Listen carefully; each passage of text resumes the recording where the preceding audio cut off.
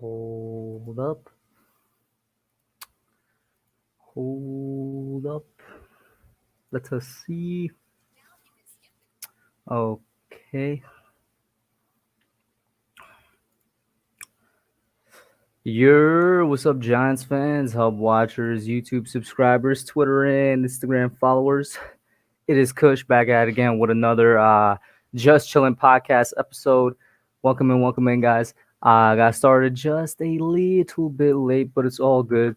We're here. How's everybody doing? Let me just send out this tweet real quick, guys. Then I'll get right to you with the chat. Let us see what you guys are saying. Shout out to everybody in the chat. Shout out to Edward, Joseph, Logan, Wolves, Joel, Ligma, Bradley. What's up to everybody in the chat? Thank you for tuning in, being here early. Bradley, of course, with his usual let's support Andrew Thomas chance going. Yeah, man, I'm never going to stop supporting Andrew Thomas. I saw Bradley's comment on my video today, my pros and cons video for, basically week 3, which I technically had one pro to put in that video, but if I'm be realistic with y'all, it wasn't really a pro. What I said was it could be considered positive in the fact that that's rock bottom. You know what I'm saying? That's probably the worst that this team is going to be all season, if not, all time. But other than that, it was a bunch of cons, man. I mean, it was a bunch of cons, man. Week 3 was something else, bros. But get your thoughts in there, get your questions in there. We'll get the stream going, man.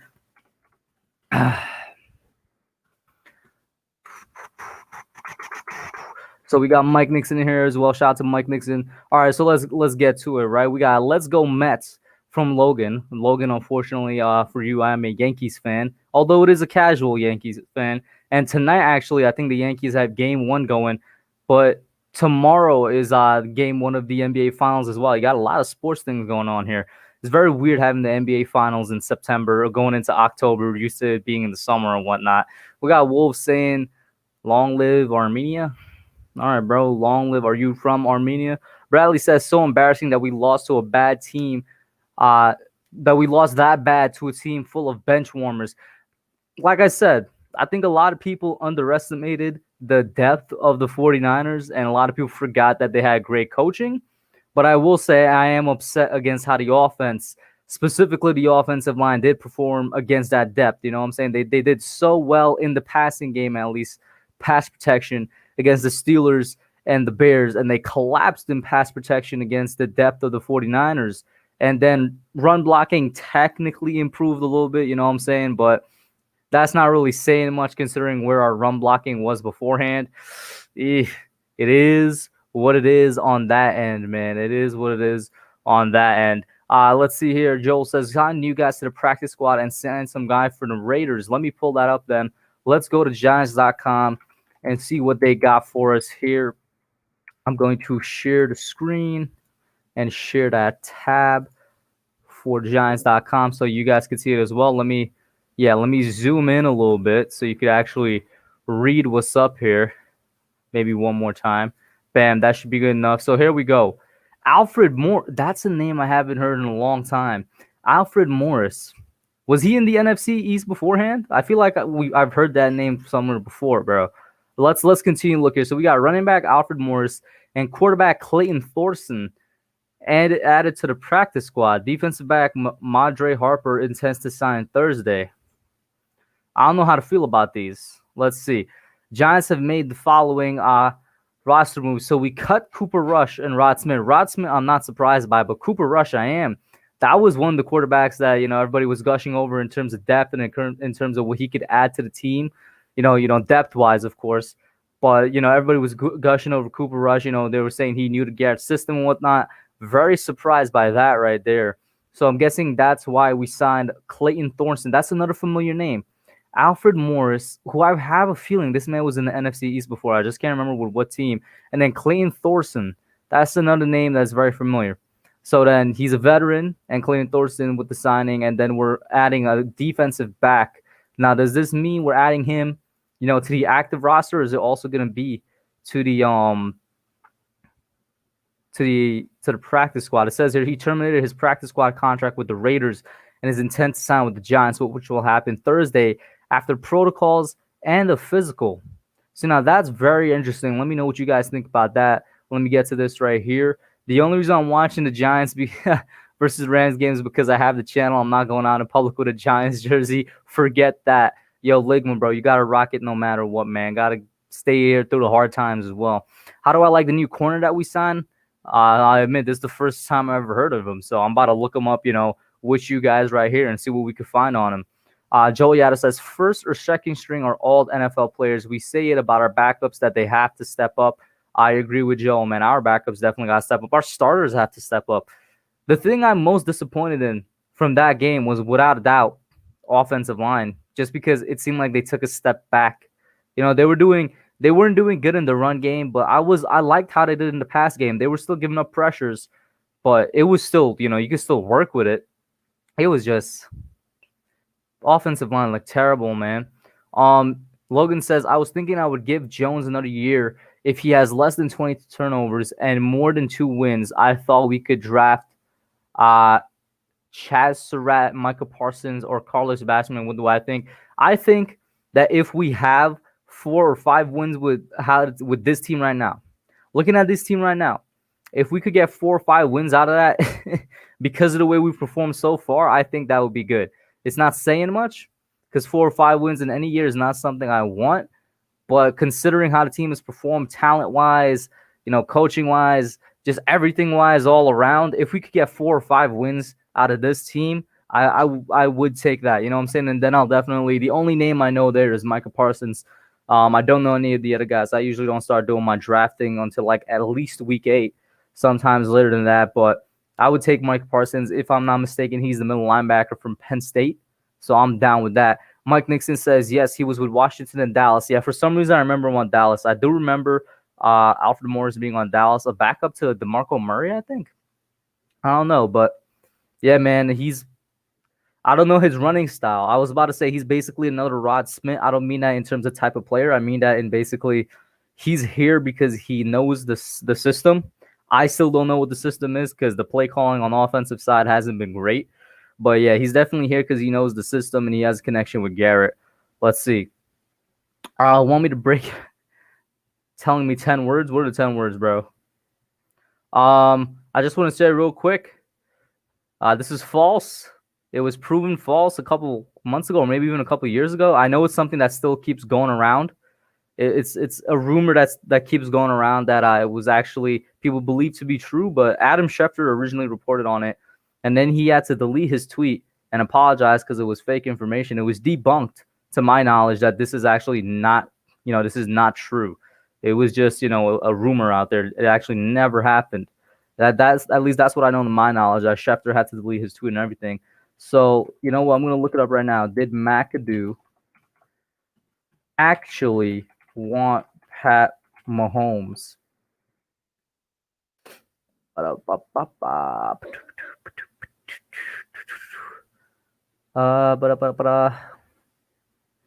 there's no answer for that because it seems like nobody actually asked the question, did he actually want it? But I'm like 90% sure that's been debunked, man. Even if it was true, listen, that's literally like any team saying they wanted to get Pat Mahomes, bro. It doesn't matter because it's 3 years ago. And don't forget how bad Mcadoo was as a coach, man. Don't forget that. We did have that one good year with him, but that was it. Other than that, he was not a good coach. Let's see. Kevin Corner says, are you watching the MLB playoffs, and who do I think will play in and win the World Series? Well, you already know I'll go for my Yankees. Like I said, I'm a casual fan. Obviously, if I was a diehard fan, I'd probably be watching that game right now instead of talking to you guys. But I'm going to go for the Yankees and root for them all the way, man. Got robbed of a World Series back in 2017 because of the cheating Astros, who didn't get punished enough, in my opinion. Who knows? Maybe they could pull it out. I know they've had a rough season since it restarted. Mark Primetime 21, shout out to you, Dallas Cowboys fan in the chat. He says you guys got the Morris train. Yeah, at this point, Alfred Morris has been on every single NFC East team except for the Eagles. Let's see. Unless he's been on the Eagles before. We'll just look up stats. Oh man, they don't have the little drop down there. He was once with the Washington team. He was once with Dallas, 49ers apparently, and Cardinals as well. Okay, and now he's with the Giants. But yeah, he's been with every single NFC East team except for the Philadelphia Eagles. There are his numbers, as you can see, basically a career backup. Not really anything, eye popping, anything spectacular. It is what it is. I mean, I don't know if he's even going to make it up from the practice squad, but oh, I didn't know I could do that. Oh, well then. Cancel. That's something new. I didn't know I could do that with Pro Football Reference. That's definitely something new. Now let's see who this Clayton Thorson is. Clayton Thorson is a name that sounds very familiar, and I don't know why. For the Giants, all right, he was drafted by the Eagles in the 5th round of the 2019 draft. I don't know why I knew he was drafted by the Eagles in the 5th round of the 2019 draft, and then apparently he was with the Cowboys as well. Oh, yo, wasn't Clayton Thorson the dude that replaced Cooper Rush? And now he's replacing Cooper Rush again. That's kind of funny. That's kind of funny. Shout out to Edward Chan in the chat. No problem for you being late, my guy. It's all good. And I did see that Earl Thomas did not sign with the Texans. I did see that Earl Thomas did not sign with the Texans. Let's see. I can't believe our fan base is giving up on Jones and Judge. I don't know about Judge, but a lot of the fans have definitely jumped off the boat with Jones. To be honest with you, I expect those same fans to jump off the boat with Judge if they haven't already later on in the season. I'm still holding in and saying, yo, let the whole season play out. Judge it as a 16-game period at the end of the season. Just let it play out. If it's terrible at the end, it's terrible. You need to clean house at the end. You got to clean house. If you don't, you don't. But you won't know until the end of the season. You know what I'm saying? Let's see. We shouldn't be worried about bringing in more and more running backs. This line just needs to learn how to work together. And I'm glad you brought that up, Anthony, because we all knew this is one of the things we knew. We knew that the offensive line was going to struggle the first 6 weeks, at least the first 6 weeks of the NFL season. We knew that because it was 3 new guys on there, and it would take time for all 5 of them to gel because that's 3/5 of your line. That's 60% of your line there that has needs time to gel. So you're going to need them. You need to give them their time to gel. It's a new blocking scheme along with a new offensive scheme and, new coaching staff, less time to prepare. And then you look at the talent they're going up against the first 6 weeks, at least defensive line-wise. We all knew it was going to be a struggle. But I will say it's just that for them to take a step back in the 3rd week is not something we expected. I thought we all thought it was going to be, including myself, a gradual progression. But don't jump off the train just yet. Joe says it's unbelievable how fast people are calling for a firing. I haven't seen that yet. Thank God I haven't, but I hope not. The Eagles signed Hakeem Butler. Oh, come on, man. This man was still out on the market. I forgot he was still out on the market. Oh, bro, why didn't the Giants go for him? See, now this is one thing I don't like, and one thing I will get on Joe Judge for. I don't like his roster management, man. Shout out to Funko Pops. Oh no, just Funk Pops. Oh, no, Funk Ops. I don't know why I'm reading Funk. I'm thinking of the little figurines, Funko Pops. Shout out to Funk Ops in the chat, man. I'm good, bro. How are you? But this is one thing I will get on Joe Judge for.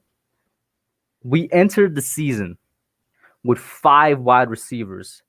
Everybody and their grandmother who's a Giants fan know that's a bad idea because usually you enter with 6 wide receivers, and out of the 5 wide receivers we had, 3 of them were injury prone, or at the very least, if not injury prone, 2 of them were injury prone, and the 3rd one in his rookie year was injured at the beginning.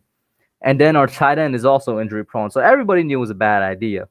You enter week 1 wide receiver down, all of a sudden you only got 4 wide receivers for the game. You enter week 3, you're back to 5, but it's not exactly a good, amassed talent of 5. And then all of a sudden you enter with just 2 running backs in the game. So another just mismanagement of the roster, and Saquon goes down and you're left with 1 running back. You enter week 3 again, and Sterling Shepard is out, so you're back down to 4. I still think they enter with 5, but once again, the talent of those 5, like, come on, man. Roster management is something that I can't get on Judge. I can get on Judge for, and I wish he did a little bit of a better job with that, man. Yeah. So let's get back to it. Yeah, Mike, you've been missing on the Discord, bro. We do miss you on the Discord. Giants Wire saying that Joe Judge might switch up the offensive line. It was a small article. Let's check it out then. Let's see. Giants Wire offensive line. Let's see what article they wrote 10 hours ago. Potential offensive line changes. And this is a question I got for you guys, bro, as there's a Verizon ad. Thank you, Verizon. So here's a question I got for you guys. Will Hernandez, who's in that picture, had a sophomore slump last year, and so far this year isn't really performing up to what he was his rookie year. Essentially, since his rookie year, he's kind of been on a little bit of a decline. I'm still holding out, judgment until the end of this year, until his third year. But if Will Hernandez doesn't improve, and if Will Hernandez continues to perform like he is now, and he basically has a repeat of last year, are you guys gonna replace him? Do you guys want Will Hernandez out, or are you gonna go into a fourth year and see what he has? It's very weird because he's like good enough to not be replaced, yet at the same time, as of right now, he's not good enough to be a consistent starter, in my opinion. Let's get into the article though. Before that, let me get to some of these comments here. Shout out to Calvin in the chat. He's a Cardinals fan. He says, "Hey Hub, difficult loss for your Giants and his Cardinals. Looking forward to the Rams games. What must the Giants do correct immediately in order to be competitive this weekend?" Well, that's a great question, Calvin. I will answer that. In fact, I'm going to put it up here just so that when I switch back to this screen, because I'm going to read the article real quick, I'll remember to answer it. But let's go over this article real quick. Let's see.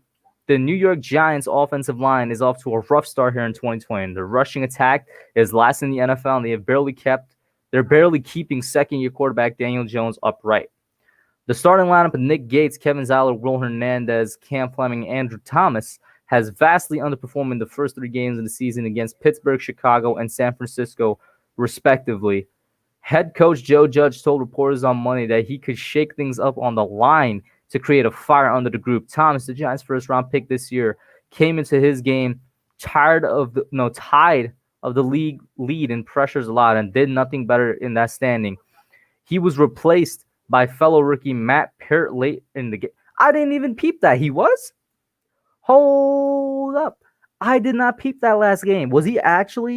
Did Matt Peart actually come in for Andrew Thomas late in the San Francisco game? Are you serious?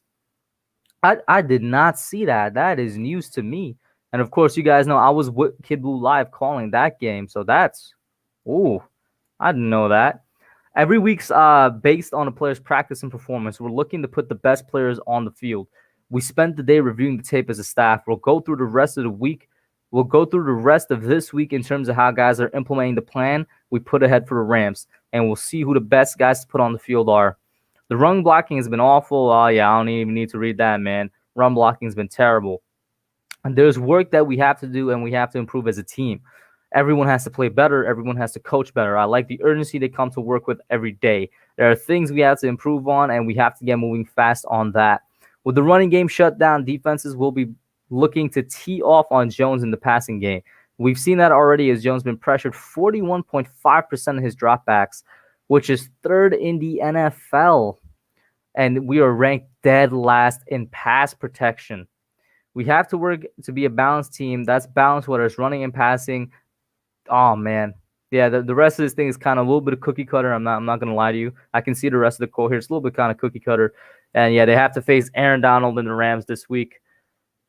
Oh, I did not know that that Peart had to come in for Andrew Thomas at the end of that game. I honestly did not even notice it. So yeah, let's get to, since Calvin, I have his comment up here highlighted so I didn't forget. He's asking, well, what must we do immediately? Well, immediately, I don't know if it's going to happen, but what we have to do immediately is fix this O-line somehow, man. Exactly what the article is saying here. We're ranked dead last in pass protection. I know for sure we're ranked dead last in the run game. So you add that up. What do you have? You have the worst offensive line in the league, which I don't think any of us expected coming into this season. We weren't the worst in the league last year. That was probably the Dolphins or the Cardinals. No offense, Calvin. Actually, yeah, the Dolphins or the Cardinals, maybe even the Jags. There's a couple teams that had worse offensive lines than us, and we improved it in terms of talent. It's just, I'm getting tired of defending them, honestly. I know you guys might be getting tired of me defending them, but it's literally just the fact that they haven't had time to gel, and the competition they gone up against in terms of the defense, it's just a terrible perfect storm, to be honest with you. But the first thing they got to do They need to protect DJ. Because if they go up against Aaron Donald and they perform the same way, this man AD is about to get like 5 sacks in a game, bro. I don't know what the NFL record for most sacks in the game is. I think it's like 7 or 8 off the top of my head. Aaron Donald's going to have like 5, bro. You know, if he gets lucky, he might even break that because, Jesus, his offensive line needs to improve in pass protection. They for sure got to improve in the run blocking. That's the immediate things that I'm looking at, man. So that's to answer your question there. Funk Op says, I don't want to root for a tank, but I don't see Jones being a franchise quarterback. There's 2 to 3 great quarterbacks in this draft. We got to get one of them, preferably Lawrence. Here's the thing, Funk Ops. Everybody thinks there's 2 to 3 great quarterbacks in every single draft. I'm not saying that you're wrong. I'm just saying that history has shown that these quote unquote great quarterbacks is probably like maybe one in every single draft. And even then, it's not every single draft. You have drafts where you don't have a great quarterback. Look at 2015, Jameis and Marcus Mariota. Jameis was thought to be the next big thing. As of right now, he's a backup on the Saints. And if he does become good, it's not going to be because of his own talent. It's going to be because of the talent around him and the coaching that's going to, he's going to have under the Saints. Anthony says, Mike Nixon, to answer your question, when am I going to be on Discord again? Probably after tomorrow Young Gun podcast. I'll catch like the last half of the NBA Finals, the last half of Game 1. Anthony Harris says, I still like Will Hernandez, but he was a lot more in tune with Eli than he is with DJ. This is a good point to bring up as well. I just expected him with the offseason to get in tune with DJ because his rookie year he was with Eli. He got in tune with him. He's now played with DJ just maybe a couple games less than what he played with Eli. I would have expected him by now to get in tune with DJ. And this is another good point by Joel here. Joel's just coming out with the big hitters, man. He's bringing up good point after good point. Giants quarterbacks have a history of bad first years, and then they take off. Sims, Eli, give Jones a chance. And here's the thing. Daniel had a great first year, in my opinion. He's just having what is very normal, a sophomore slump. And I think if he was on any other team, they would allow him. They, as in the organization, the media, and the fan base for that team, would allow him to have a sophomore slump. It's the natural progression for any NFL player. Sometimes they stay the same, stagnant as they were the rookie year. Sometimes they have that sophomore slump. It's very, very, very rare that they just take off and have, the sophomore bump, so to speak. But if this dude was on any other team, not named the New York Giants, they would let him ride out that sophomore slump, let him learn from it, and then go into, the third year with expectations set a little bit higher. You know what I'm saying? This is a good point right here. Eli's first couple years were bad. I can't speak on Phil Simms because obviously I wasn't alive then. But even then, you look across the NFL, man. Peyton even. First year, he threw 27 picks. His second year, he wasn't much better. He didn't really start improving until I think around his fourth or something like that. Like, come on, man. Give these guys a chance, bro. Shout out to Christopher Hidalgo in the chat. Ooh, 7-2 Yankees. Nice. And according to Christopher, he said it was fake news in the sense that Matt Pert replaced Andrew Thomas. It's just that Thomas got hurt and Pert stepped in. Okay, now I do think I remember hearing something like that or something related to that he just got a little bit nicked up, a little bit hurt. He had to step out, and they brought in Pert. That rhyme. Don't hit the player, hit the game bars. Let's see now. Joe Yaddo, how is Jones supposed to be great with those numbers? I think he's referring to the offensive line numbers. In addition to the offensive line numbers, let's talk about his weapons, yo. Oh, my God, his weapons. Evan Ingram, please don't even get me started on Evan Ingram. And he's currently his most consistent weapon. Think about that for a second.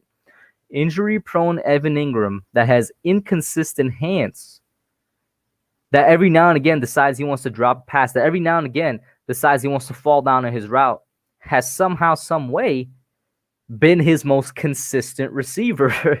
You know why? Because for some reason, Darius Slayton isn't getting involved, and I'm putting that on Jason Garrett's head because I find it very hard to believe that in 2 straight games, Darius Slayton didn't get open until the fourth quarter. I think it's by play design. And another reason I think is on Jason Garrett's head is because I think DJ would be looking for Slayton. That's his most trusted receiver. Like, of course, he'd be looking for him. So you look at the weapons as well. Of course, Sterling Shepard is now out. He was only healthy in week 1. Golden Tate was banged up the first 2 weeks. And then after those 3 guys, we ain't exactly got great depth. His weapons ain't been great either, man. You know what I'm saying? Funkop says, well, we did versus the best pass rush in the top 5 pass rush in the first 2 weeks. I'm assuming you're referring to those numbers. Even then, against them, to be ranked 32nd in the league is bad, man. It is really bad. Let's see. Sims and Manning had an offensive line to build around. I'm not sure whether you're arguing for or against Daniel Jones here, but this just supports DJ's case more. Sims and Manning had a bad first couple of years, and they had a good offensive line around them and a good, really good defense and serviceable weapons around them. DJ had a great first year and so far a sophomore slump of a second year with the worst offensive line in the league and inconsistent weapons. So in a way, what you're saying here, Logan, actually kind of helps out the, stick with Daniel Jones argument. Let's see now. Yo, every single quarterback, and it's funny that you bring this up, but Phil Simms, I remember when Daniel Jones was drafted, I can't remember if I saw it like on his son's podcast, because I know Phil Simms, his son has like an NBC sports thing going on, but he says that he relates heavily to the DJ, because when Phil was drafted, he was also very much booed. The Giants fans did not want him and all that. You know what I'm saying? So, yeah, man. Phil Simms, very, very, relatable to Daniel Jones, I guess. Let me just respond to this real quick. Just got a message on the Twitters. Let me just respond to this.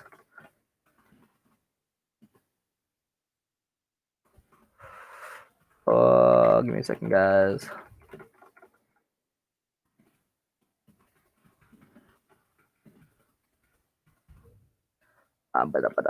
Bam. All right. I'm back. Let's see now. I would think Slayton is the most consistent. The reason, it's like I said, he just hasn't been getting involved, and I'm not sure if that's on him or on anybody else. Edward, I don't, though. Hear me tomorrow. This week is about to be his 16th NFL game. This week, he technically completes his first, season, so to speak, as an NFL quarterback. And it's only 4 weeks now, we're heading into week 4 into the NFL season. It's like, and we just highlighted everything. It's like, I cannot understand why they want him gone, because he has legitimately no help. You know what I'm saying? Like, Darius Slayton is supposed to be help, but he's been missing. Jason Garrett's low-key been failing him, or high-key, depending on how you look at it. He got no help, man. What do you expect him to do? You know what I'm saying? He really has no help. Like, it's crazy. And with that being said, actually, let me go back to Giants.com, since that's where we were originally, and see what else we got here. Yo, is it just me? Like, I think I'm the only person that wants the Giants to stop these right here. These, when they have the coach go and do a little bit of film breakdown. Because I'm like, yo, I'm just like, bro, just let the coach do his job. Let him go about his day and actually coach the team. Stop pulling. I don't know if they're pulling him out. I'm pretty sure it's scheduled. But you're taking time out of this man's day to do, a little short video for the Giants website and for their YouTube channel. Like, let him go about his day and do his actual job, man. I think Pat Shurmur did this a little bit last year as well. And I'm sure they worked around a schedule for it. But, yo, listen, as an amateur video maker, it takes a lot of time to make one video. And I know Judge just has to be there, and speak a little bit on the tape and whatnot, but I guarantee you it takes more than one takes to do that. And you're taking time out of his day, man. Let this man go and coach the team, do his job. That's the only reason, I don't really like these. Other than that, it is kind of insightful. You know what I'm saying? Let's see. Mr. Fishing in the chat. What's up, man? Mr. Fishing says, who's our leading rusher? You can't blame Jones. Currently, on the season, Daniel Jones is the Giants' leading rusher. So there's your answer to that. Lignu says the Giants will be 1-5 versus the 0-5-1 Eagles on Thursday Night Football. LOL. Never thought I would have thought that going into the year. Well, I want to believe that we'll have a win over the Eagles, but at that point in the season, was that just 2 weeks from now? Hey, man, who knows? Maybe a flip switches, a switch flips. I said a flip switches. Yeah, it'd be like that sometimes. Maybe a switch flips, and the Giants, get it going.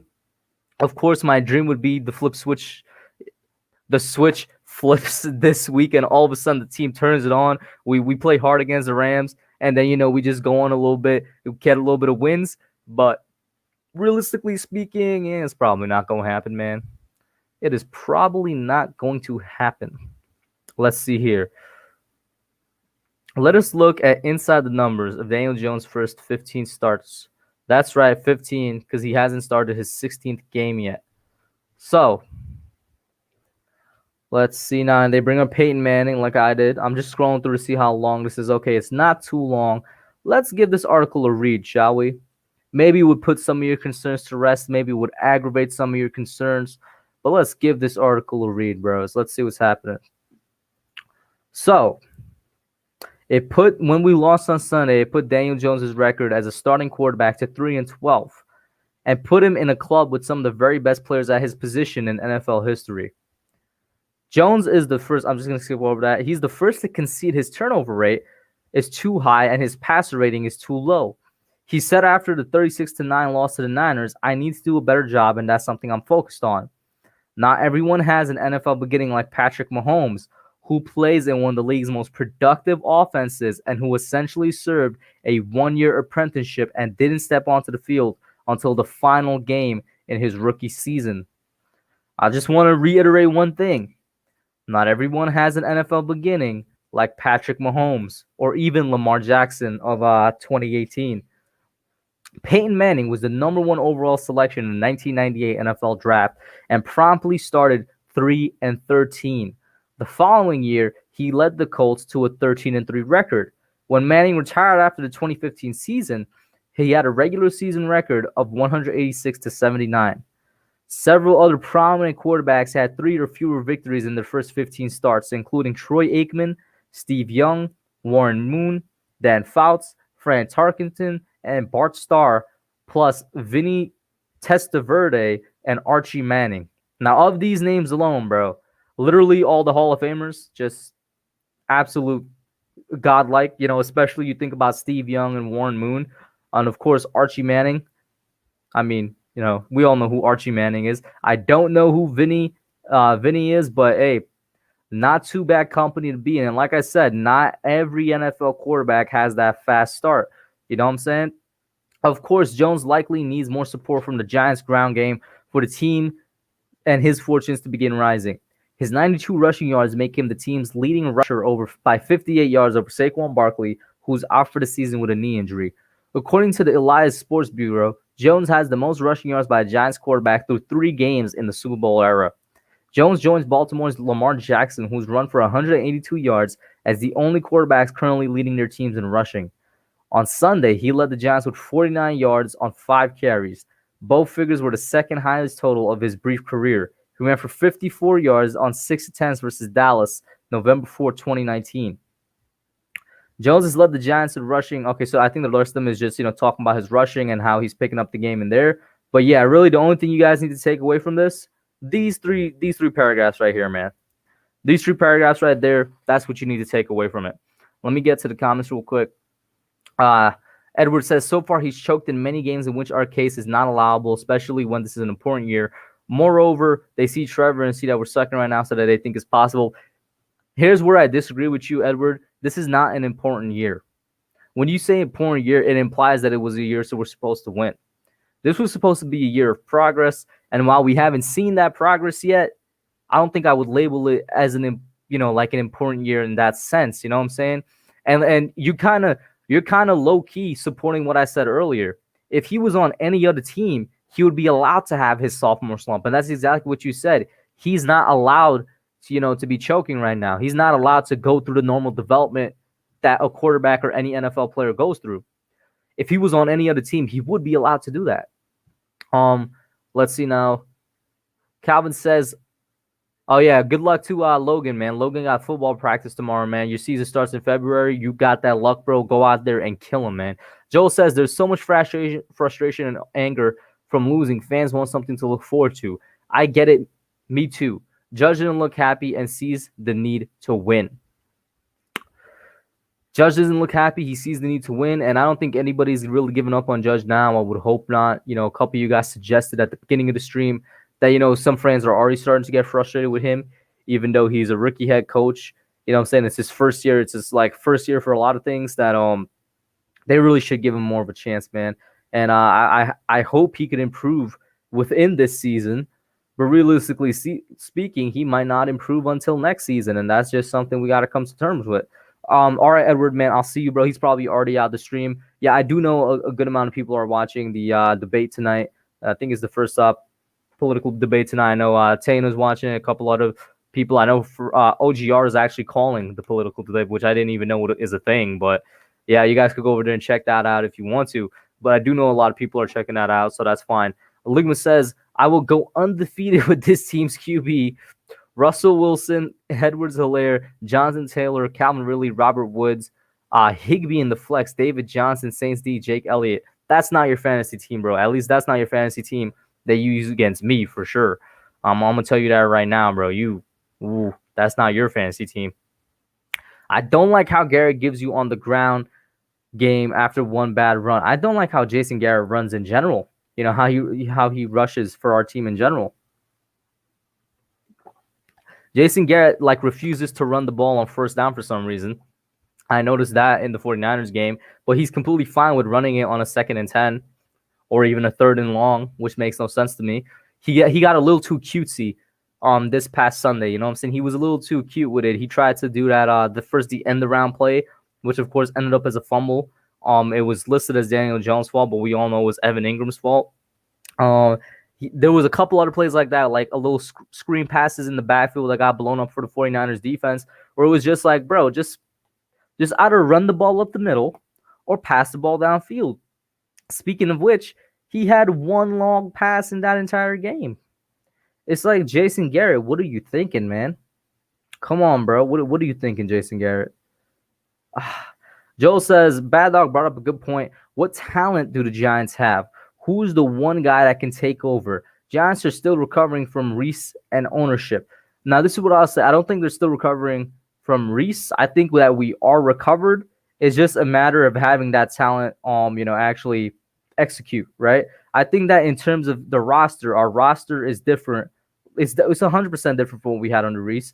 And I give props to Gellman for doing that, for managing to build a new roster from what we had there. Now it's just a matter of them developing, and we saw the defense develop a little bit in the first 2 weeks. They got gassed out in week 3. Hopefully they could get back to form in week 4. But we saw the development there for a little bit, and the offense is struggling, which is understandable. But I will say this. I think it's recovered. It's just a matter of them actually executing. And in my opinion, had we had a normal offseason, if we had, from April to August to prepare like a regular offseason, that I think the Giants would be a really good, not a great team, but a good team right now. I think we would be like maybe 2-1. You know what I'm saying? Maybe even 1-2. Who knows? But I think we'd be a lot better than we are right now. Shout out to Joseph in the chat once again. Weren't you here earlier, Joseph? I don't know. Did you leave and come back, my guy? Either way, it's all good. Ligma says the hub is ducking me in Madden once again. I'm not ducking anybody in Madden, man. Speaking of which, bro, y'all know how Xbox bought basically Bethesda the other day, which as an Xbox fan, I was very happy to hear, because Bethesda got Skyrim, they own Fallout now, they own Doom now, which in my opinion that was the biggest acquisition, the fact that they own Doom now. Dishonored, Quake. There's so many things that they own now with them buying Bethesda. And then today it was announced that, you guys know I have EA Access, which was renamed EA Play. That now they have a partnership with EA Play, and if you got Game Pass, you don't have to pay for EA Play anymore. So now they technically have a partnership with that. You get all the games you would get on EA Play with Game Pass. So they rolled 2 of my subscriptions into one, man. That really came up into my mind because you mentioned Madden. Joel says, who is a 5 to 6 year player we have drafted? Draft depth stinks. Well, as of right now, nobody, because I'm pretty sure in order to be a 5 to 6 year player that we drafted, you have to be here from Jerry Reese. And the only players from Jerry Reese on the team still are Sterling Shepard, Dalvin Tomlinson, and Evan Ingram. So I don't know if that's necessarily fair to say, because we kind of clean house, or Gettleman kind of clean house when he came in here. So yeah, keep that in mind for sure. Joel says, teams who have players. You know who wants that right now, man? The Eagles. Let's ease our minds a little bit and just talk about the Eagles, man. The Eagles, who are 3rd in the NFC East. By the way, the Giants are still somehow 1 game out of first place, just because, That's how bad the NFC East is. Let me zoom in here. The Washington football team at 1-2 is currently first in the NFC East. The Dallas Cowboys at 1-2 is currently first in the NFC East. The Eagles at 0-2-1, so they still don't got to win. Is currently third, and the Giants 0-3, and we're still somehow one game out of the NFC East. I have no idea how. All I know is that the NFC East is officially the NFC least now, and the Eagles, man, Ligma brought it up, earlier, bro. We might actually have a chance to beat the Eagles. Like, as of right now, it's not looking like we might be able to beat a lot of teams, but the Eagles are low key looking like it might be a win, which is surprising, man. And they're just doing. I feel bad for Eagles fans because I'm not going to say they're delusional, but they always come into the year thinking that they're going to be a playoff team and whatnot. And if we look at the NFC West, man, probably one of the best divisions in football, if not the best. Look at that, man. Just 3-0, and then every other team is 2-1. That's simply amazing, bro. Simply amazing. The Cards did play. They played the Lions this weekend. They lost to them. I might have to check out that game, a replay of that game and see what happened there. I remember Calvin telling me in the chat that the Cardinals did lose. That's very interesting. But the NFC West shaped now real good. I told y'all don't sleep on the Rams. I said the Rams might make a comeback this year. I kind of put my faith in them, along with another team who was doing really good so far, the Las Vegas Raiders. So I'm not really saying they're gonna win the Super Bowl or anything, but don't sleep on them. You know what I'm saying? And so far they're doing pretty good in the season, man. Shout out to David AV in the chat, along with football stuff. Calvin says don't replay that game. Okay, man. And David says we're winning the division at 6-10. Yo, honestly, bro. Yo, call me crazy, but I think an 8-8 record to win this division, man. That's how bad this the NFC East is right now. I legitimately think that an 8-8 record can win this division. Because let's keep it real. Even though Washington is in first place, I think the only real contender is the Cowboys. And if we go through the schedule, let's go through the rest of their schedule, right? So first they go up against the Browns. And actually, let me go to the Browns real quick. They're 2-1 as well, right? Or 1-2. What are the Browns? They're 2-1. Yeah. So the Cowboys actually probably might not win against the Browns. So that's an L right there. You're 1-3. Probably going to win against us. So that's 2-3. I think the Cardinals are going to take that game. That's 2-4. I think Cowboys will take that. That's 3-4. I do think Cowboys will take that. So they finally get to 500, 4-4. Steelers are definitely taking that. That's 4-5. Vikings. So you're at 4-5. The Vikings right now. What are the Vikings low-key disappointed week 1-ish? Yeah, they're 0-3. Oh, they might beat the Vikings. So what does that put them? I think that puts them at 5-5. Washington the second time around, I think they do beat them. That's 6-5. Ravens, that's a L, 6-6. Bengals, I don't know, to be honest. I'm gonna give them that win. That's 7-6. They lose against the 49ers. Eagles. So 7-7. Yeah, that's 8-7. Okay, they might go 9-7. They actually might go 9-7. But don't be surprised if the Eagles come back and beat them, or even if Washington comes back and beat them, or maybe the Vikings. You know what I'm saying? So I stand by my statement. I do think that 8-8 might win this division, and it might be the Cowboys, man. David says 7-9 could. Oh man. I got you, football stuff. I got you, even though you spelt right wrong. I got you though. Bam. I love the Giants, man. Let's see. NFC East is the weakest division right now. Maybe next year we have a preseason. But here's the thing. We've been the weakest division. It's funny. Essentially since Philadelphia won that Super Bowl. 2018 onwards, because they won the Super Bowl in the 2017 season. So 2018 onwards, we've been the weakest division in football. And that's crazy to think about, because who was the former weakest division, right? Was it the West? Because for a while there, the West only really had the Seahawks, up until the Rams came aboard in 2018, and then the 49ers last year. It could have been the North, actually, because up until 2017, it was the Packers or bust. You know what I'm saying? The South was always competitive. If we go over to the AFC, oh, yeah, it was the AFC East. Yeah, I retract my statement. Before the NFC East became the weakest division, I think it was definitely the AFC East, because it was always Patriots or bust. AFC West also, they kind of exchanged hats. It was the Broncos. Chiefs really came onto the scene around 2016 time, and then of course they got Mahomes in 2018, and now Raiders in charge of the building back up. Steelers and Ravens have always been competitive in the North. The South really been exchanging hats this entire decade. So yeah, it might have been the AFC East. Damn, man, the two East divisions in the AFC and the NFC are just trash, bro. Just trash. Remember how bad the division was in 2015? God, don't remind me. Wasn't that the year the Cowboys went 4-12 or something? Let's go to 2015, bro. Yeah, look at this. Washington won the division at 9-7. Cowboys 4-12. Giants 6-7. Hey, yo, hold up. Actually, yo, replace this with Cowboys. Replace Eagles with Washington, and then maybe Eagles Giants or Giants Eagles. Low key, the way this win-loss is broken down is how the NFC could turn out this year. The NFC East. Low key, like the first team having 7-9, then followed up. I mean, having 9-7, followed up by 7-9 and 6-10, 4-12. I think that's how the NFC East could go this year, yo. Now that I think about it, yeah, yeah, that's how. I can see that happening. I can definitely see that happening, man.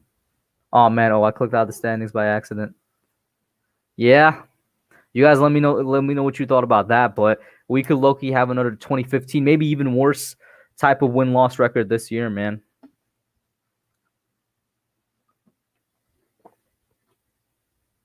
Let's see. Joel says, is it the players or 3 new coaches making the division bad? I think it's a combination of inexperienced players, 3 new coaches, lack of a preseason, lack of just a training camp, and lack of talent, probably. Actually, I think there's a lot of factors that go into it.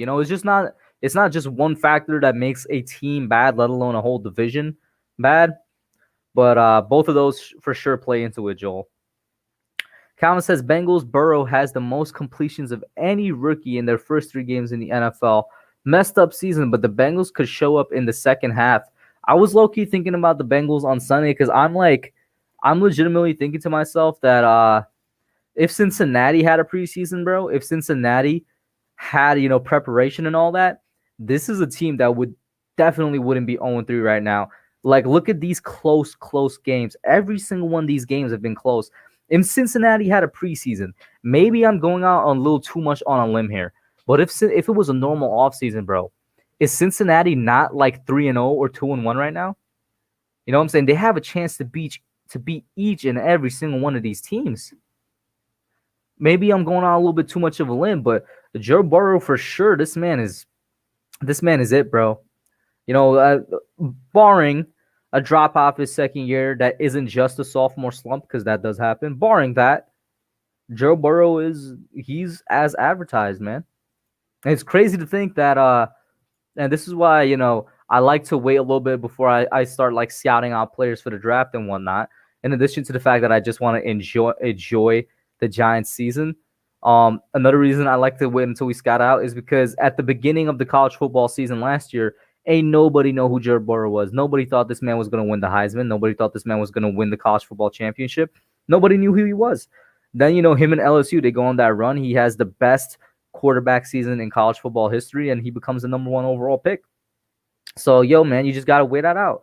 That's what I'm saying. Just let the season happen. You don't know what's going to happen at the end. Am I saying the Giants are going to go on a winning streak and all of a sudden be a 500 team? No.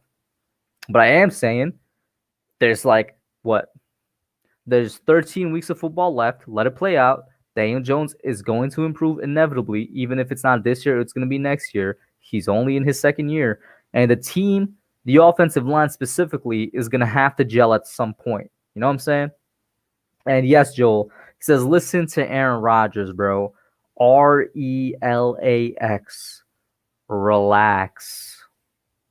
Relax. I'm a fan too. I know exactly how y'all felt on Sunday, bro. That was the worst game I've seen in my life, but relax. Just chill out a little bit. Just chillax, man. You know what I'm saying? Just chillax. And speaking of these teams, let's ignore the NFC East for a second and go to the rest of the NFC. What do you guys think the NFC Championship is going to look like? As of right now, I think it's really going to be a rematch of 2014, Packers Seahawks. And man, I'm so lucky that I took, or not lucky, because I had a feeling Russell Wilson was going to have just a really good year this year. I took him in like all my fantasy leagues as my quarterback. I think this man is on a mission to prove that he's the best quarterback in the league. I think he's on an MVP type campaign. Hopefully, he could get a Super Bowl out of it. But I definitely think him and the Seahawks are going to go to the NFC Championship at the least, man. And the Packers look better than I expected them to. I've been saying the Packers were going to be trash this year. Prove me wrong. They look a lot better than I expected them to. Aaron Rodgers looks like his old self. I'm really thinking the NFC Championship could be 2014 rematch, Packers Seahawks. What do you guys think?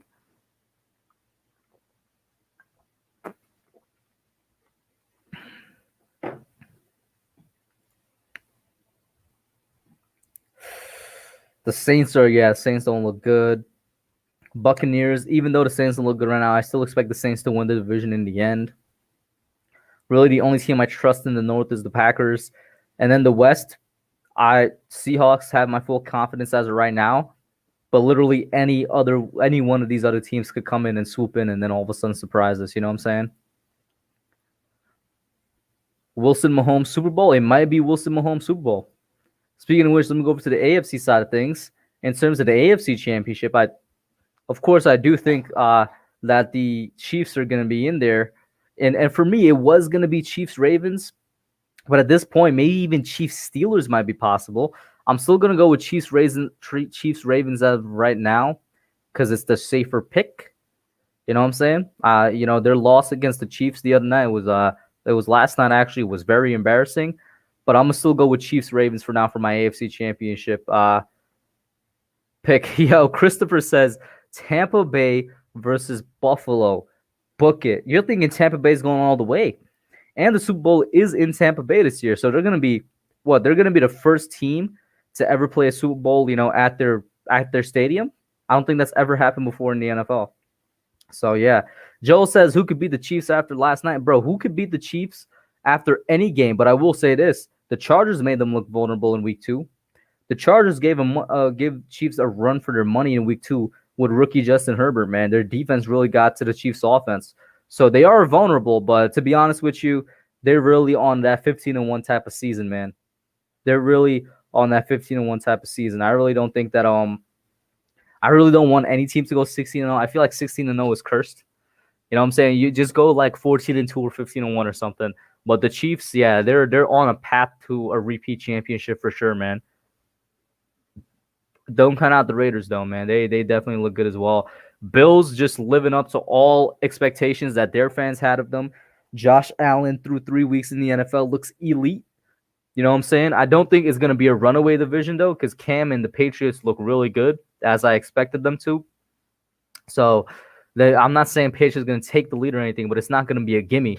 The Bills fully might go like 11-5, 12 or 4 or something and get that division. And then, of course, yeah, we already went over the NFC, man. It is what it is on that side of football. Thank you for dropping that like there, Joseph. But I'm coming to the end of this stream right here. I'm going to keep it short tonight. I know a lot of people are watching the political debate. You know what I'm saying? So I won't hold you guys. And I also know that the Yankees, Yankees game is playing tonight. Actually, let's check in on that. Let's see how they're doing. They're currently up 7-2 against the Indians. It's the top of the 7th. So yeah, that game is probably gonna go for maybe like another half hour or something. Baseball, there's actually not really any telling with that. Baseball games really be going either like for 4 or 5 hours sometimes, man. But I'm gonna let y'all go, man. Thank you all for tuning in. Thank you for everybody that dropped a like, that commented in the chat and whatnot. That's it for now. I'm out.